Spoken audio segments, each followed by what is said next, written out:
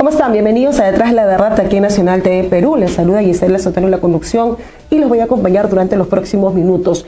Mal momento para la presidenta Dina Boluarte, a pesar que ellos intentan de alguna manera minimizar lo que es la realidad, lo que todo peruano puede percibir, que la presidenta Dina Boluarte no gobierna, que la ciudadanía no respalda ni siquiera un ápice en su gobierno y que lo que le esperaría, ni bien ella deje el poder, va a ser la cárcel. Lo han dicho muchas personas, muchos entendidos, muchos especialistas en temas relacionados, sobre todo en la defensa de derechos humanos.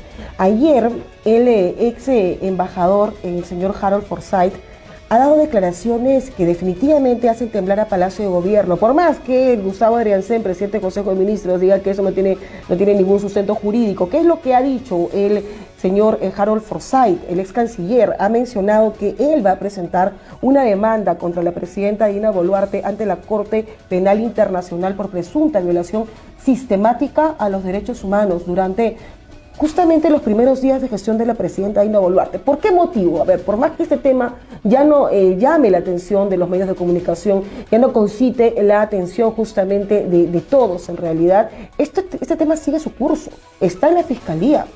Las muertes extrajudiciales que se suscitaron en los primeros días, durante 2 meses, donde enero y febrero, recordemos, se mató en el año 2023 de manera sistemática a muchos peruanos. Por más que intenten de alguna manera vincularlo con temas ligados al terrorismo, que es algo que le resulta muy bien a aquellos que defienden ciertos intereses, ¿no? Ligar las protestas con el terrorismo, cuando ya en las investigaciones que han seguido su curso en la Fiscalía se ha podido ya conocer que estas personas, en su mayoría, las que lamentablemente fallecieron entre ellos una niña de 16 años, chicos, adolescentes también, que no pasaban ni siquiera los 25 años, hay que decirlo. Ni siquiera se encontraban donde se estaba desarrollando estas protestas. Y aquí hay que separar las cosas. Estas personas, si estuvieron cometiendo actos vandálicos, si estuvieron cometiendo alguna ilegalidad, la toma de una comisaría, la toma de una institución judicial, el aeropuerto, qué sé yo, tenían derecho a un debido proceso, no a que se les matara.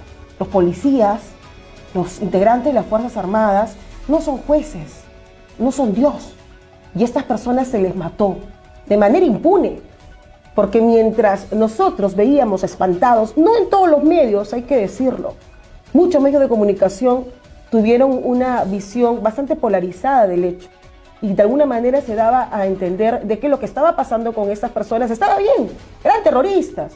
Veíamos ahí a ex agentes de la DIRCOTE, ¿no?, en ciertos medios de comunicación todos los días, ¿no?, paseándose diciendo que sí, que eran terroristas, que los ponchos rojos, que estos nexos que tienen con esa orden internacional sudamericana, latinoamericana, que viene de Bolivia, que va a Venezuela, que va a Nicaragua, Cuba y todo lo demás, estaba enquistada aquí en el Perú y estaba protagonizando, estaba detrás de todas estas protestas. Eso, por supuesto, no resiste mayor comentario. Es una locura, un disparate que solamente ocurre en la cabeza de ciertas personas. Lo real es que se mató de manera sistemática a casi 50 peruanos y que esto no puede quedar impune. Y la señora Boluarte lo sabe, lo han dicho muchos entendidos. Pero ahora lo dice un ex canciller, el ex representante también del Perú ante la OEA, Harold Forsyth. Él ha dicho que va a emprender esta lucha. ¿Por qué? ¿Qué es lo que dice exactamente? Lo que ha pasado es lamentablemente una matanza sistemática, pero ya obtuvo respuesta del presidente del Consejo de Ministros, que tiene un papel bastante gracioso, parece, ¿no? Es una caricatura, es casi un meme el señor Gustavo Adrianzen. Dicho sea de paso, le ha sentado bien en el poder, ¿no? Ha engordado bastante, se le ve bastante bonachón en los últimos días, y precisamente un señor que conoce de derechos humanos, pero se olvida de sus principios cuando tiene que defender al régimen que le da de comer. El señor Gustavo Adrianzen, cuando estuvo el año pasado en la Corte Interamericana de Derechos Humanos, y cuando tenía que exponer justamente la posición del Estado peruano frente a lo que estaba ocurriendo o lo que había ocurrido aquí en nuestro país, y vieron víctimas, deudos, familiares que aún no cierran sus heridas, seguramente no lo van a hacer nunca porque han perdido de una manera injusta a sus familiares, y quisieron protestar. ¿Y qué fue lo que les dijo? Gritando a voz en cuello: ellos son los terroristas, ellos son los golpistas, ¿no? Ellos son los que causaron las muertes, le decía la presidenta de la Corte. Y lo premiaron. Al señor lo premiaron. Sale Otárola que era el escudero a morir de la señora Boluarte, y apareció otro escudero muchísimo más, ¿no? Mayor, sin ningún descaro, sin ningún empacho, el señor Gustavo Adriancén, quien es hoy el presidente del Consejo de Ministros. En medio de todos los disparates que dijo el señor Gustavo Adriancén, ¿qué es lo que ha dicho últimamente con respecto a esta denuncia que se va a presentar y lo va a hacer alguien muy reconocido, hay que decirlo, en la comunidad internacional? El señor Harold Forsyth goza de mucho prestigio en la comunidad internacional. No le está diciendo un loquito, está diciendo alguien que conoce justamente de derecho internacional, conoce justamente del respeto que debe darse en el tema relacionado a derechos humanos. ¿Y qué es lo que dice Gustavo Adriancén? Dice que se vincula a Dina Boluarte con las muertes, dice, viene de una profunda ignorancia. Menciona que solamente se justifican estas declaraciones a partir de la absoluta ignorancia. Y dice, lo digo de la manera más enfática porque cualquiera que tenga un mínimo de conocimiento jurídico, menciona, se daría cuenta de que en este país no solamente no hubieron violaciones sistemáticas a los derechos humanos, no sabemos en qué país ha vivido el señor, como consecuencia de las violentas protestas organizadas por los seguidores de los golpistas, dice, un presidente del Consejo de Ministros, sino que lo más grave es que se pretenda llevar a la Corte Penal Internacional a la presidenta sin ningún fundamento. Es lo que dice el presidente del Consejo de Ministros, Gustavo Adriancén, con respecto a este anuncio que ha hecho ya el señor Harold Forsyth. Evidentemente eso no resiste mayor comentario. El señor está cumpliendo su papel y lo está cumpliendo a cabalidad. Es escudero, no presidente del Consejo de Ministros, es escudero de la señora Dina Boluarte, y lo son también sus ministros. En los últimos días vemos a los ministros, qué vergüenza de verdad, porque uno debe tener siquiera un mínimo de vergüenza, un mínimo de dignidad, ¿no? Para siquiera proteger la profesión o la carrera que uno ha abrazado, el prestigio, poco o mucho, que uno haya podido adquirir. Pero vemos a los ministros fungiendo de escuderos, de abogados, ¿no? Al ministro de Educación, al señor Quero, todo tembleque, ¿no? Todo nervioso, dando explicaciones de por qué la presidenta Boluarte no declara, ¿no? De por qué la demanda competencial debería favorecer al gobierno en su petición, y no sé cuánto disparate más. Vemos al ministro de Desarrollo e Inclusión Social, esos son unos días cuando la prensa la encierran porque la presidenta fuga de las actividades públicas. Y los ministros salen ahí, escuderos, dicen, no, no ha fugado. No, ya encontrará el momento de que declare la prensa. No, la presidenta con total descaro fuga. A la prensa se le invita a las actividades de la presidenta Boluarte para tenerlas encerradas en una especie de corral. Si hubiera algo de dignidad también, los medios no deberían cubrir más las actividades de la presidenta Boluarte, porque para imágenes oficiales tenemos el canal del Estado. Para imágenes oficiales, para declaraciones oficiales, para que la presidenta se jamonee y nos dé a entender que está trabajando mucho cuando sabemos que no hace nada, ahí tienen los medios oficiales de Palacio de Gobierno, que es el IRTP. Ahí tienen periodistas, ahí tienen, cuélguense de la imagen de ese medio. Pero no lleven o no inviten a la prensa para que solamente esté encerrada, para que la humillen y para que la ignoren y para que solamente veamos una presidenta correr, porque eso es lo que hace la presidenta Dina Boluarte, lamentablemente corre. Muchas cosas están pasando también en el Congreso de la República, están aprobando al caballazo, creo que estamos en el día 3 de esta locura. Los congresistas van a sesionar hasta el sábado. Se ha ampliado de manera extraordinaria la legislatura para que todas estas normas que ellos deben tener en su agenda, que no necesariamente, señores, beneficia a la ciudadanía, se puedan aprobar al caballazo. Nadie protesta, nadie dice nada, entonces están aprobando lo que les da la gana. Se ha aprobado la reducción, por ejemplo, qué tan importante esa norma, por Dios, que se reduzca el IGB a las peluquerías. Es vital, me imagino, ¿no? La gente no come si no va a la peluquería, seguramente. Se están impulsando normas descabelladas como el regreso de los taxis tico. Esos taxis, estos ticos que ni siquiera en su país de fabricación están circulando.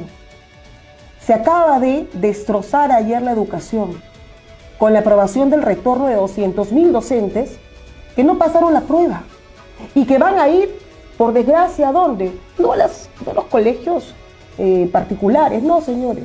Van a ir a los colegios, a las escuelas públicas, donde menos recursos justamente se tiene para poder exigir, lamentablemente, una mayor calidad educativa. Este Congreso está destrozando todo a su paso. Y lo que han hecho ayer con aprobar esta norma es algo tan descabellado que ellos mismos criticaban cuando justamente Pedro Castillo era presidente de la República. Porque este es parte del ideario del expresidente Pedro Castillo. Él justamente llega al poder por el apoyo de los profesores, docentes que no pasaron la prueba y que hay que darle una oportunidad, otra oportunidad, otra oportunidad. Un profesor que no sepa lo que hace y que tenga que estar dentro de unas aulas de las escuelas públicas, porque esto no pasa en una escuela privada, hay que decirlo. En la escuela privada uno paga su dinero, uno puede exigir, uno puede pedir, uno puede participar. En la escuela pública es una desgracia y no debería ser así, porque precisamente donde más dinero debería destinarse es a las escuelas públicas. Y no vemos escuelas que estén en buen estado, están que se caen a pedazos, están destartaladas, profesores que hacen lo que les da la gana, que tienen una y otra denuncia, inclusive denuncias de violación. 500 profesores que se ha podido dar a conocer en los últimos días que tienen denuncias por violación y estaban en colegios públicos. O sea, así estamos. Y esto es lo que está haciendo el Congreso, está destruyendo completamente todo lo que hay a su paso. Lo hizo hace 2 días con la promulgación de esta norma de la ley, supuestamente la nueva ley del cine peruano, pero es una ley anticine. Esto, que no les ha gustado para nada, la última película de La piel más temida, de Joel Calero, que hemos entrevistado aquí, y que todos los trolls fujimoristas, escaldados por lo que el señor dijo, banearon el video, se bajaron el video, y así ojalá que les paguen bien para que valga la pena, ¿no? Porque no vaya a ser que sea por puro amor al arte o pura ideología pues absurda y disparatada, ¿no? Esta película que ha despertado tantos anticuerpos y que nuevamente los terrucos, terroristas, los rojetes, los rojos, los caviares, ¿no? Que apoyan el terrorismo, ni siquiera habían visto la película, pero ya estaban rajando. Y todo eso que viene del cine peruano, que de alguna manera encarna nuestra historia, lo que realmente hemos vivido, lo que realmente hemos pasado, la crudeza de lo que se ha vivido en nuestro país, con el terrorismo, con el conflicto armado interno, porque si el terrorismo causó daño, también lo hizo el Estado. Y hay muchos casos que se pueden citar y que lamentablemente tenemos a mucha gente en el gobierno, en el Congreso, en diversas esferas de la política nacional que quisieran ese tema olvidarlo.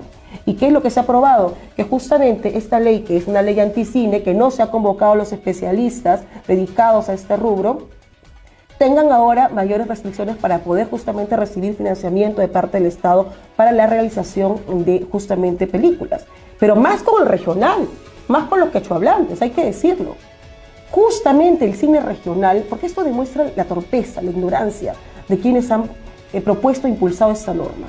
Porque es precisamente el cine regional, no las porquerías que vemos, perdónenme, las porquerías de Azumare, de Tondero, esas guachafadas, esas ridiculeces, que a uno lo estafan y uno paga su plata y ve puras ridiculeces, de verdad, que da lástima, que es una lágrima, que no vale ni la canchita que uno paga, que no vale ni la entrada que uno paga. No estas películas, esos bodrios que se llaman películas, eso que uno ya sabe cómo va a terminar, esas bromas mal hechas, esas películas tan malas que hace el cine central, el cine de la capital, que da asco verlas, perdónenme, que no tienen ni medio premio, creo que ni en su barrio creo que los premian. Pero el cine regional sí, el cine regional participa de justamente eventos internacionales donde reciben mucho reconocimiento.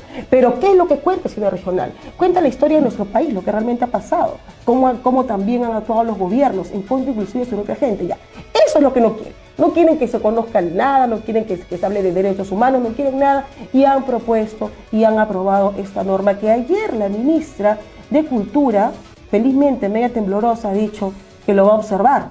Ella puede observarlo, pero vamos a ver si el gobierno de Dina Boluarte, que está empeñado por este Congreso que ata y hace lo que le da la reverenda gana desde el legislativo, vamos a ver si lo permite.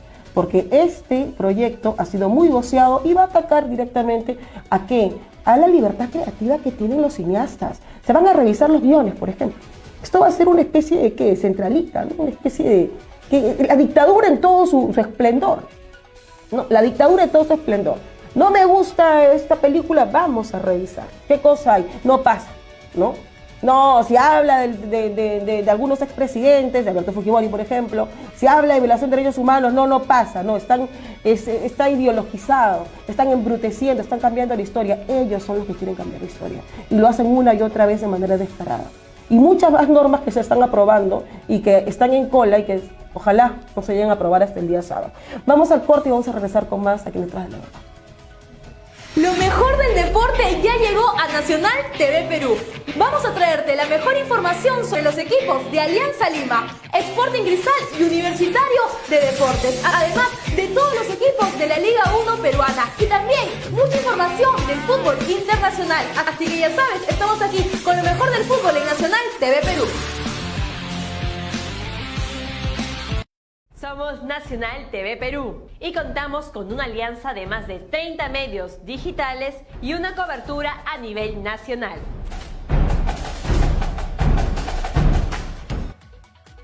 Continuamos en Detrás de la Verdad y vamos a hablar ahora de lo que está pasando en el Congreso. Estábamos haciendo un recuento al inicio del programa de estas barbaridades, estos proyectos y normas que se están debatiendo y aprobando el caballazo en el Congreso de la República, con intereses direccionados, hay que decirlo. Y justamente vamos a hablar de uno de ellos.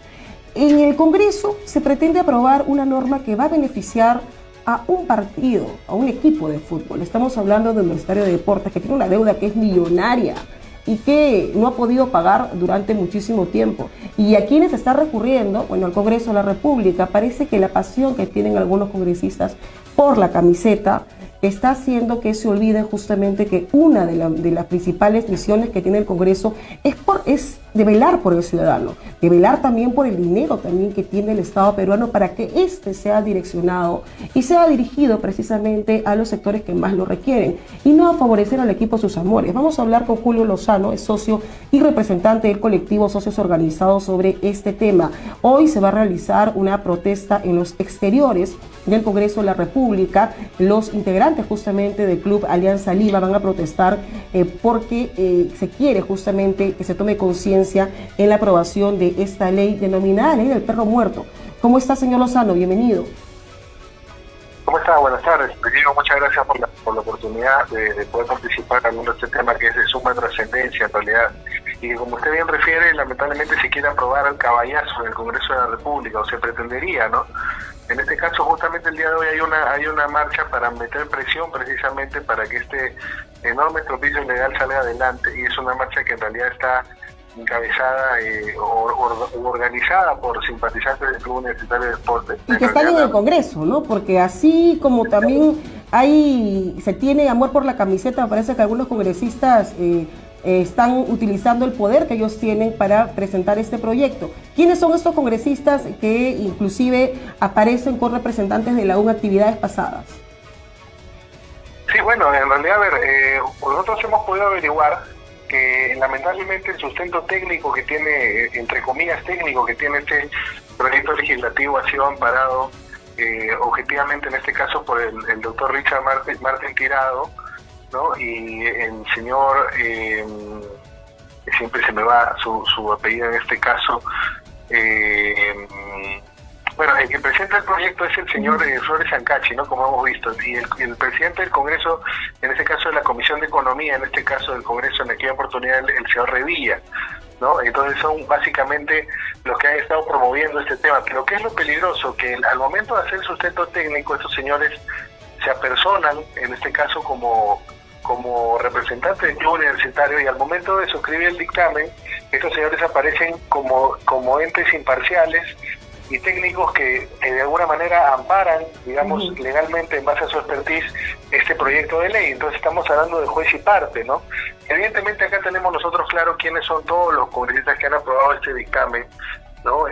Absolutamente nefasto para los intereses del país en general, y que en buena cuenta algunos de ellos, como el almirante Montoya, por ejemplo, han reconsiderado su decisión inicial y en una actitud saludable, cuando menos, han declinado su voto inicialmente favorable a este dictamen, ¿no? Entonces esperemos que este accionar o esta línea de acción siga en el transcurrir de estos días, que seguramente se va a someter a debate. ¿Cuál es la intención de este proyecto? ¿Cuál es el motivo principal?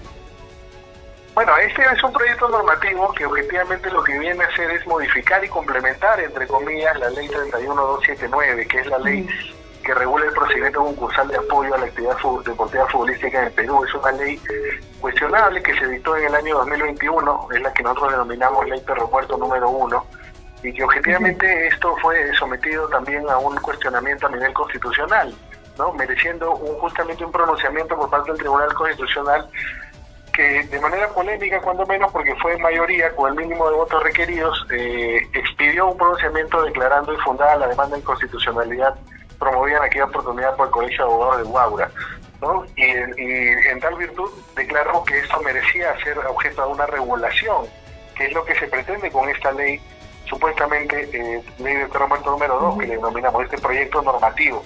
Pero ¿cuál es el problema? Que este proyecto normativo en realidad no pretende regular ni objetivamente, digamos, complementar ninguna ley anterior. Lo que hace es imponer nuevas condiciones aún más, diría yo, cuestionables que la primera. De hecho, pasa por encima del derecho de los acreedores al imponer un plan de reestructuración, un plan de pagos, un cronograma de pagos, en este caso por 30 años, ¿no? Y efectivamente este proyecto normativo lo avala porque establece de manera taxativa que aquellos clubes de fútbol que tengan deudas mayores a 100 millones de soles, o estamos hablando del 20% de la deuda, en este caso el Club Universitario de Deportes. Recordemos que el Club Universitario de Deportes debe casi 600 millones en total de deuda concursal.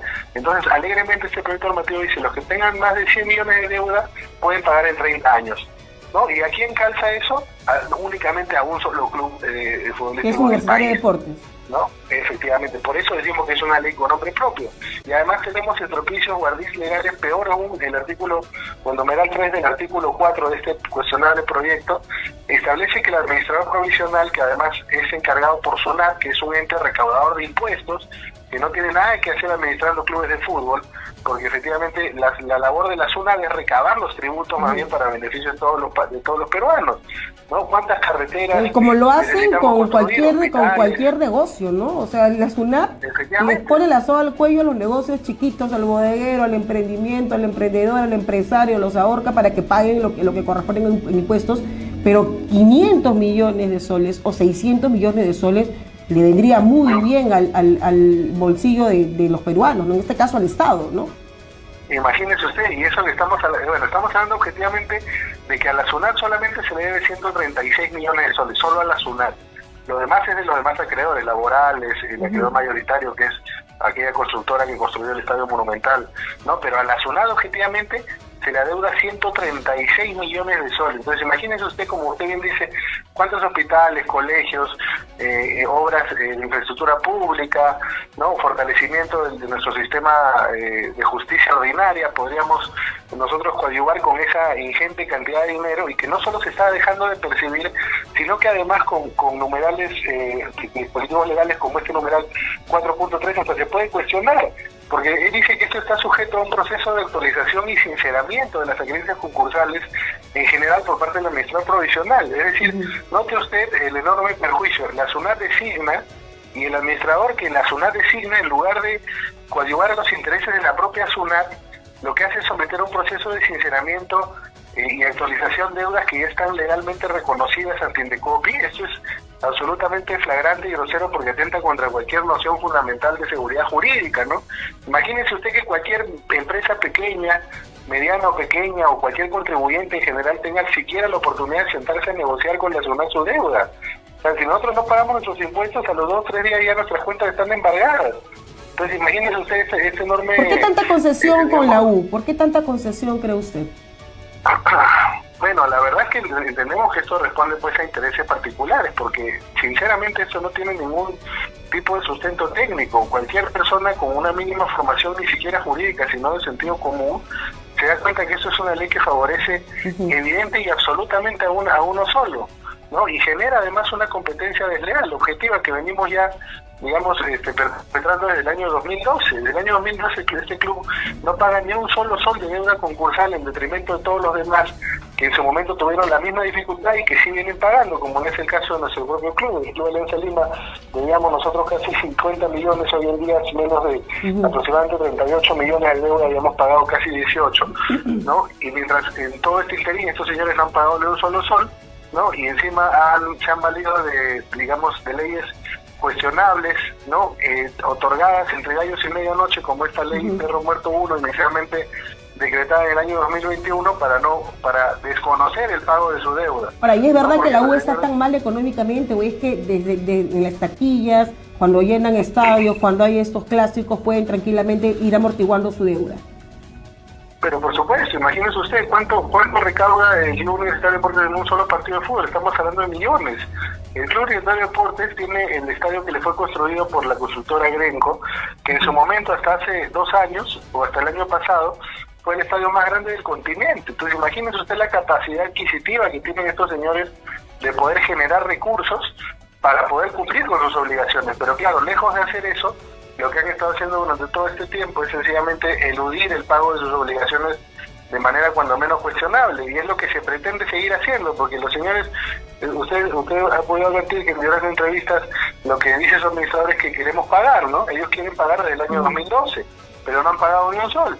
Y esto les va a permitir objetivamente casi 50 años más de impunidad, porque son 3 años de adecuación a la norma, más prorrogables por 3 años más, ¿no? Hablamos de 6 años. O sea, lo que se quiere que paguen con esta propuesta es que se quiere que se condone la deuda o que se pague por armadas en 35 años. No, a ver, lo que objetivamente propone esta normativa es que se le otorgue un plazo, primero de 3 años de adecuación, prorrogables por 3 más, ahí hablamos de 6 años, ¿verdad? Más el plazo de 30 años que impone la propia norma, o sea, la norma premia al que debe más, porque al que debe más le da más tiempo para pagar. Claro, le da más años para pagar. Entonces, décadas estamos hablando, no estamos hablando de un par de años, le da décadas para pagar. Ya quisiéramos todos tener esa suerte, ¿no? Imagínense, hay acreedores laborales que ya han fallecido, estamos hablando de hace más de 12 años de esta discusión. Y lamentablemente es algo absolutamente grosero, ¿no? Y que el Estado se preste para este tipo de jugarretas, vamos a decir, me parece sinceramente cuestionable y condenable desde todo punto de vista medianamente lógico, ¿no? Entonces estoy seguro hay una foto que justamente acompaña esta denuncia que también nos ha llegado a nuestra redacción, donde aparecen los congresistas, el señor Cabero, Alejandro Cabero, la señora Rosángela Barbarán, la señora Rumbera, la señora Amuruz, ¿no? La señora Rosalía Amuruz, el congresista Lizarzauru, el congresista Anderson y Flores Acachi, ¿no? Que tiene varias denuncias el congresista. Entonces ustedes consideran que están desde sus curules, desde las diferentes comisiones y grupos de trabajo que ellos integran, impulsando precisamente, específicamente en la Comisión de Economía, este proyecto para favorecer a la U. Bueno, yo creo que es absolutamente evidente, ¿no? Como usted lo ha mencionado, muchos de los congresistas que usted inclusive ha mencionado han aparecido en digamos, eventos públicos organizados por parte del Club Universitario de Deportes, como, entre comillas, simpatizantes, o no sabemos a título de qué, ¿no? Como por ejemplo la cena de gala de su aniversario número 99, donde vimos a muchos de ellos en un evento absolutamente público, al cual todos tenemos acceso al material filmográfico correspondiente, ¿no? Apoyando abiertamente a este club cuando ellos deberían servir al interés de todos los peruanos en general. Todos podemos tener una simpatía por cierto club profesional, pero estos señores son sus funcionarios públicos, ¿no? ¿Dónde está, digamos, la labor que ellos ejercen en cuanto, por ejemplo, un eventual conflicto de intereses? O sea, ellos se identifican con un club y legislan luego en pro de ese club. Eso no es absolutamente proscrito por el ordenamiento jurídico. Eso es lo que cualquier en este Congreso todo pregunta. puede pasar, lamentablemente, señor Lozano. Esperemos que haya un poquito de conciencia en aquellos parlamentarios y que obren con corrección, ¿no? A veces parece que estuviéramos pidiendo un milagro, que es la labor que deberían hacer los congresistas, pero en base en todos estos casos y normas que se están aprobando al caballazo y que están direccionadas, lamentablemente, esperemos que esta norma, la del perro muerto 2, no sea una de ellas. Muchas gracias. Hasta luego. Ha sido muy gentil. Hasta luego. Muchas gracias a usted. Ese congresista Jorge Luis Flores Acachi, ¿no? De Acción Popular, congresista denominado también o sindicado como Los Niños. Este congresista le mochaba un mochasueldo muy conocido, ¿eh? Le mochaba el 10% de su sueldo a los trabajadores, joyitas, ¿no? Joyitas, de verdad. Esta gente está en el Congreso impulsando y promulgando, aprobando normas que favorecen sus intereses, ¿no? Hasta el club que ellos abrazan. Es una locura, de verdad. Bien, vamos al corte y regresamos con la última parte de Detrás de la Verdad. Staff de Contadores Tributarios SAT. Comunícate al 992-288-756 y a los correos gerencia@staffdecontadores.com, asesoría@staffdecontadores.com y fernandoelasesor@gmail.com. Encuéntranos en el www.staffdecontadores.com y en Facebook como Staff de Contadores. Aquí encontrarás todo sobre asesoría contable tributaria, administración de tributos, diseño e implementación organizacional, constitución de sociedades, auditorías tributarias preventivas, capacitación contable tributario, administración de gestión, administración laboral de contratos, implementación de NIF, PDT, PLAN. Todo en el www.staffdecontadores.com. Además, todo sobre inventarios de activos fijos y mercancía e implementación del sistema integrado. Somos Staff de Contadores Tributarios SAC.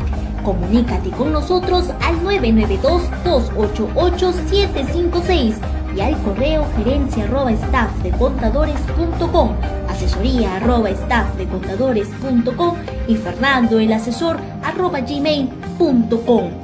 Encuéntranos en el www.staffdecontadores.com y en Facebook como Staff de Contadores. Hola, soy Andrea Medina y esto es Nacional TV Perú, el canal que une a todos los peruanos. Regresamos con la última parte Detrás de la Verdad y ya se encuentran aquí en estudios de Nacional TV Perú una reconocida asesora de imagen y también en el mundo de la belleza. Hablamos con Lisanda. Ella tiene un caso muy dramático que en esta oportunidad vamos a exponer en este medio de comunicación. También la acompaña su abogado, el doctor Carlos Paredes. ¿De qué vamos a tratar en esta oportunidad? De un caso de presunta negligencia médica. Tantos casos que lamentablemente muchas familias son víctimas de este tipo de atenciones o malas prácticas que se dan no solamente en hospitales nacionales, sino también en clínicas privadas. Uno buscando precisamente una mejor atención para su paciente, para uno mismo, a veces termina siendo víctima de una mala praxis. Y es lo que le pasó a Lisanda con su nieto Fabricio Pasara.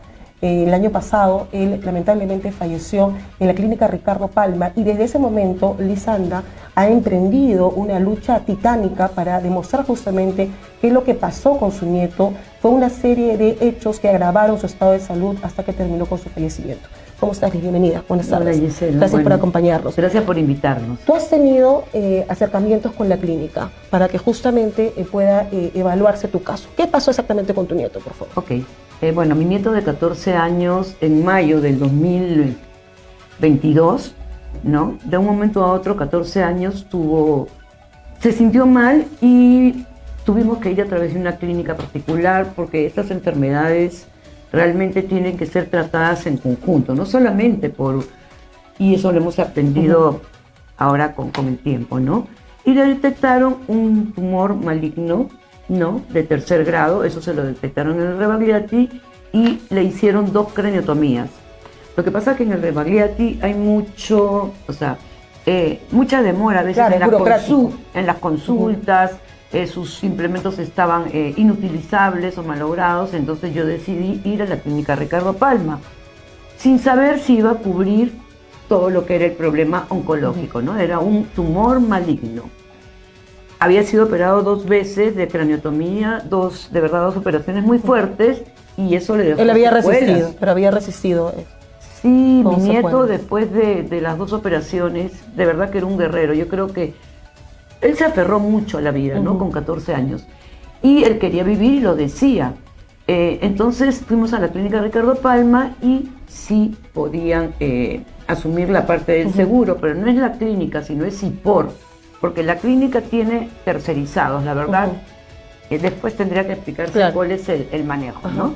Y bueno, él ingresó, estuvo ahí, le hicieron sus resonancias, pero no tenían las resonancias indicadas.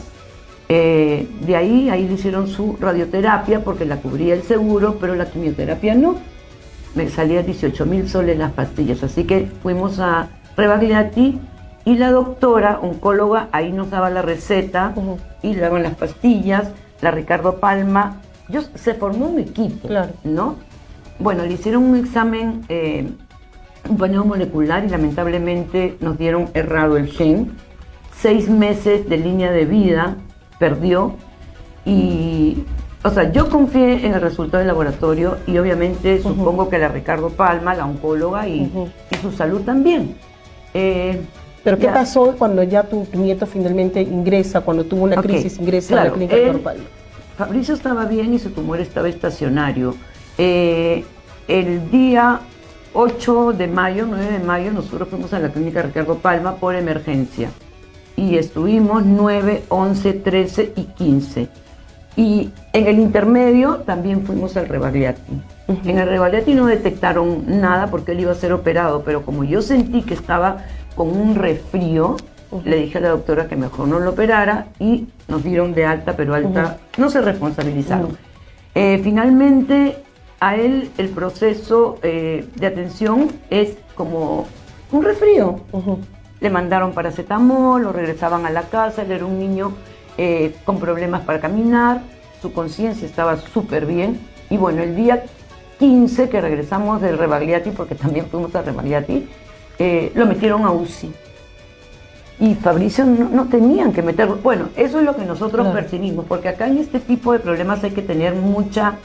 Pero tú tienes una cantidad de medios probatorios. Sí, Vamos justamente a hacerle la consulta al doctor Carlos Paredes, quien es el abogado consultor en este caso, y quien ha también revisado justamente lo que Liz ha ido acumulando a lo largo de estos meses, porque es ella justamente la que ha tenido que recabar información, historia clínica, tiene fotos, tiene videos, tiene cómo es que su nieto ingresa a esta clínica y cómo que en cuestión de días su situación de salud se agrava hasta lamentablemente terminar con su fallecimiento. Doctor, ¿qué es lo que usted ha podido encontrar? Buenas tardes. ¿Qué es lo que usted ha podido encontrar con lo que ha podido recibir la información de parte de Liz y lo que ha podido también encontrar con respecto al caso? Buenas tardes.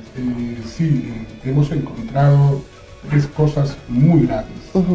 Hemos encontrado negligencia médica, hemos encontrado mala praxis y hemos encontrado un homicidio culposo.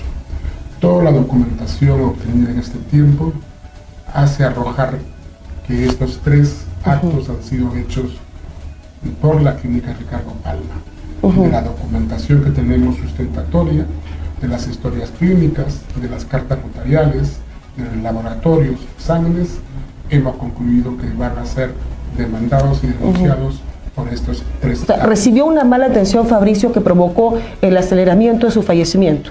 Así es. En las personas que estaban dedicadas a su cuidado no cumplieron los protocolos que debían cumplir, saber qué era lo que tenía él, de qué padecía, y lo maltrataron, lo humillaron y lo dejaron con muchas cosas médicas que no eran... Hicieron sufrir innecesariamente. Claro. Entonces, la ley dice que si el personal tiene negligencia, impericia, imprudencia, debe ser sancionada. Ahora, Liz se encuentra y su familia también en medio de un proceso que es titánico, porque estamos hablando de una clínica privada que tiene no solamente esta denuncia, tiene muchas denuncias, muchas otras claro, clínicas, también, ¿no? Pero esta con mucha recurrencia, ¿no? Pero es una labor titánica, me refiero en que la familia pruebe que hubo una mala praxis de parte de médicos que debieron salvar la vida de su paciente, y de ¿no? parte de la administración también, porque independientemente de que lo que pasa es que uno no sabe de medicina, pero obviamente hay sentido común. Claro. Entonces, empieza por eso. Mucha gente sale de una clínica y de repente su ser querido ya no está, pero te aseguro que si se ponen a investigar van a encontrar tantas cosas como las encontré yo. O sea, aquel tema principal es que a Fabricio entre el 8 de mayo, él era un niño con un cáncer en el cerebro, un tumor.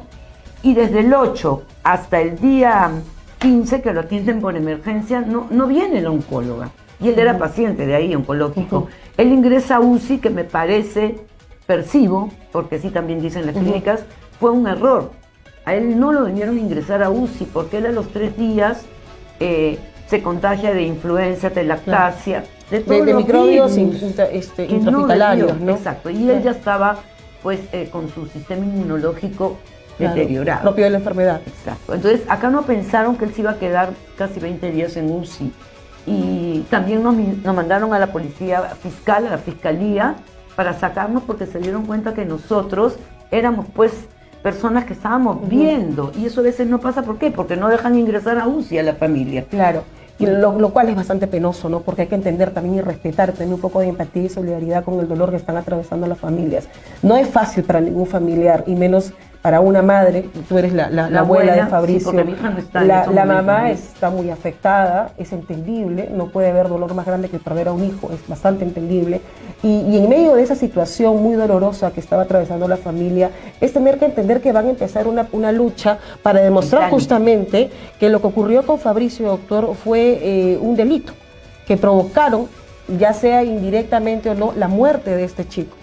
Lo que pasa, señorita, es de que existe el delito doloso y el delito culposo.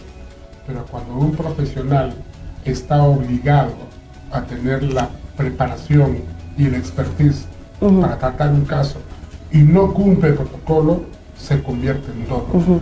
Es decir, la falta de preparación, de especialización, de cumplimiento hace que sea doloso. Otro tema es que la mala praxis puede ser culposa, que por impericia o imprudencia que no supieron hacer su trabajo. Pero estamos yendo por los dos extremos.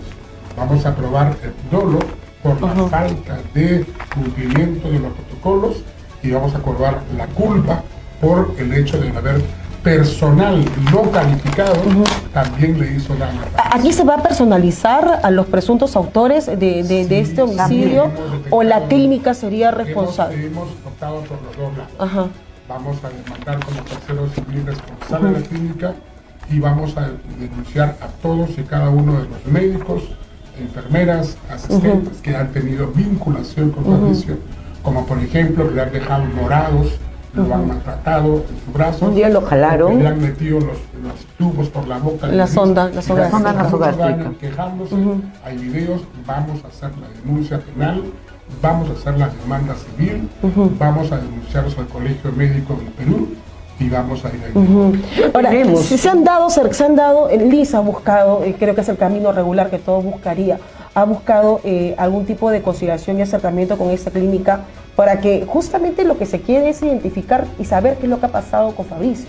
Pero esta clínica desde un inicio en las conciliaciones que se han dado en su salud, que es el ente regulador, han en todo momento primero minimizado el hecho con varias cartas notariales. Sí, o sea, ¿qué pasa? Que no le dan la importancia. Nosotros, bueno, éramos clientes de ahí, pero de años, y de verdad ellos lo que hacen es burlarse. Yo siento de que no les importa. Mira, a Fabricio le mandaron una resonancia magnética el día 2 y él ya estaba desde el 8 de mayo en la clínica, el día 2 de junio. La resonancia casi se todo hicieron un mes. 2 meses casi, un mes y medio. Increíble. Y el día 14 recién le hacen la resonancia y sale, bueno, un resultado negativo porque Fabricio ya estaba deteriorado. Y acá también sale una conclusión. Viene el oncólogo y me dice que me lo lleve a mi casa, que es ilógico, porque ya Fabricio estaba mal, yo no lo saqué y lo que menciona el doctor es que le retiraron la sonda y después se la vuelven a poner y se la pusieron mal. Y eso fue lo que a mi nieto lo detonó. Entró tensión, susto, muchas cosas de las que la gente muere. Lo cual Pero también ¿qué pasa? es increíble creer que una clínica tan cara, una clínica con tanto prestigio supuestamente, no cuente con equipos necesarios para poder hacer una resonancia inmediatamente si el paciente lo requiere. No, ellos han pedido que apelan a nuestra comprensión porque el área de resonancia estaba llena. O sea, tenían bastante público. Mes y medio. Mes y medio. Alguien que ya estaba internado. Sí. Increíble. Porque lo que pasa es que acá en la clínica Ricardo Palma existe IPOR, que es el Instituto Peruano Oncológico Radiológico, no son socios, está el laboratorio de la clínica que también. Entonces, hay un divorcio entre ellos, dice. Y eso es lo que pasa. Todo está tercerizado. Exacto. Ahora, hay una doctora que es otorrina, que a Fabricio comenzó a perder el habla. Nunca fueron los otorrinos. Y la doctora fue el 13, donde ellos ya se comenzaron a asustar, ¿no? Y Fabricio fallece el 17 y nunca fue el otorrino. Cuando ya Fabricio muere, que también tenemos el problema del amedrentamiento, ellos ahora nos han hecho una denuncia judicial, ¿no? Por los 8.000 soles, porque sí fue 20.000 soles, nosotros pudimos pagar 12 y quedaron 8 pendientes, y ellos han estado en contacto con nosotros, al menos recibiendo. No nos responden cosas ilógicas, burlas, porque para mí decirnos que apelan a nuestra comprensión es burlarse. Claro. Y un doctor, las casualidades de la vida, llega al Colegio Médico del Perú y él leyó esto, y de acá él saca la conclusión. Es más, acá dice que él tenía mastoiditis aguda bilateral, que es una infección por un tratamiento mal curado. Pero ¿cómo nosotros podemos probar eso? Tenemos que juntar pruebas Y de verdad en este país es un tema bien preocupante porque el abogado lo maneja, pero también tiene que tener un médico que pueda ir en el camino dándonos pautas, porque por ejemplo ahorita la clínica dice que la atención de Fabricio ha sido la idónea, la ideal. Pese a todas las pruebas que ustedes tienen, que afortunadamente Liz ha podido recabar, porque hay también un problema ahí con el tema de la historia médica, ¿no? Tú tenías una historia médica que digamos que estaba completa, y cuando ella hace la solicitud por el camino regular le da una historia alterada. Sí. No solamente, y eso constituye un delito, doctor. Sí, porque las veces que nos han dado historias no solo son diferentes, sino que no están foliadas y no están firmadas por los médicos. Por nosotros. Claro. Entonces, eso es un delito, dar información, pero además hemos encontrado que Fabricio se ha contagiado en la clínica, o sea, lo han contagiado de algo de una bacteria intrahospitalaria. Por tanto, hemos extendido la denuncia a un abandono de personas claro. en peligro y una exposición a personas en peligro. Claro, hablamos de una clínica, ¿no? Y además que tenemos antecedentes que han querido explosionar la clínica la vez pasada, claro, 2 años, sí. por la rabia de no la impotencia de parte. O sea, justamente tú te has puesto en contacto con nosotros. Tú te has puesto en contacto, y eso quiero llegar, porque Elisa, a raíz de esa denuncia que ella está realizando en medios de comunicación, está recibiendo casos de pacientes y familias, porque en algunos casos han fallecido lamentablemente, que es el caso también del nieto de Liz. Se han puesto en contacto con un grupo de deudos que también han pasado por lo mismo, y sus historias son igual o similar o peor que lo que ha pasado con tu nieto. O sea, a raíz de todo esto, bueno, después que ya Fabricio falleció, comencé a recabar mucha información acá en conjunto con el doctor. Y bueno, yo salí en redes, empecé a salir en redes. Es un tema bien tedioso también a veces de exponerlo, ¿no? ¿Y por qué fue eso? Porque la clínica no fue a la conciliación la primera vez, y la segunda vez mandó a un abogado bastante joven, ¿no? En su salud es una entidad gratuita y es verdad que no exigen abogado, pero nosotros sí nos hemos ido asesorando, y el doctor dijo que había sido idóneo. Y cuando yo le mostré a él los papeles, me dijo que era palabra contra palabra, lo que yo no entiendo. Claro, son dichos, digamos, ¿no? Pero palabra contra palabra, pero si yo le estoy enseñando unos papeles, pero en fin. Entonces, mucha gente nos ha empezado a llamar, y con el doctor Carlos también ya estamos haciendo algo por toda esa gente. Mira, hay muchas clínicas que cometen mala praxis, tipo de mala praxis, y bueno, es un proceso y que no puede seguir de manera impune, ¿no? Porque aquí no se está diciendo que todas las clínicas, que hay un deseo de animadversión contra una clínica. No, aquí lo que se quiere es probar que lo que pasó con esta adolescente fue una serie de malas decisiones y malas atenciones que aceleraron su proceso de fallecimiento. Con dolor. Con tortura, ¿no? Que es el caso. Y que si hay responsabilidad y se va a personalizar quiénes han sido los encargados o los que han tomado las malas decisiones o han dado la mala atención, tiene que evidentemente, pues, de alguna manera penalizarse. Tiene que comenzar a ser responsables. Hemos ingresado a la página 20 de Indicopio y hemos encontrado 100 denuncias. Increíble. ¿Y cómo es que sigue operando, no? Porque no es solamente este caso, son varios casos, lamentablemente. Porque son impunes. O sea, ellos saben que no va a pasar nada. Porque es una labor titánica, como también lo hemos dicho, ¿no? Es una tarea titánica que la familia tiene que emprender, porque estás peleando contra un staff de abogados, mucho poder también, y que económico, político también, que hacen que estas clínicas sigan operando lamentablemente. Bien, hemos llegado ya al final de Detrás de la Verdad. Se despide de ustedes Gisela Sotelo con la producción de Susana Díaz. Permiso. Objetividad, confianza, veracidad, alto contenido informativo. Todo por Nacional TV Perú.